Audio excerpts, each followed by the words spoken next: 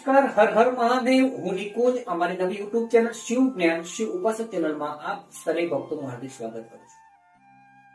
21 જુલાઈ 2025 અષાઢ મહિનાની કૃષ્ણ પક્ષની જે એકાદશી થાય છે તેને કામિકા એકાદશી તરીકે ઓળખવામાં આવે છે. નારદજીએ બ્રહ્માજીને પ્રશ્ન કર્યો કે કામિકા એકાદશીના વ્રતનું શું મહત્વ છે. ત્યારે બ્રહ્માજીએ કહ્યું, 12 વર્ષે કુંભ આવે છે અને કુંભમાં લોકો ગોદાવરી નદીમાં સ્નાન કરે છે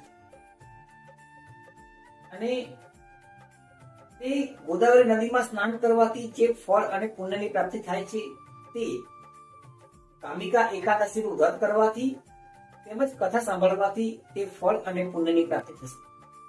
કામિકા એકાદશીનું વ્રત કરવાથી અને કથા સાંભળવાથી કુંભમાં સ્નાન કરવાનું ફળ અને પુણ્યની પ્રાપ્તિ થાય છે.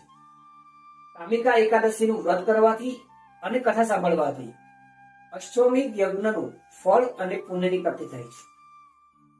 કામિકા એકાદશીનું વ્રત કરવાથી અને કથા સાંભળવાથી દરેક પાપોમાંથી મુક્તિ તો મળી જ જાય છે, પરંતુ સ્વર્ગની પ્રાપ્તિ થાય છે.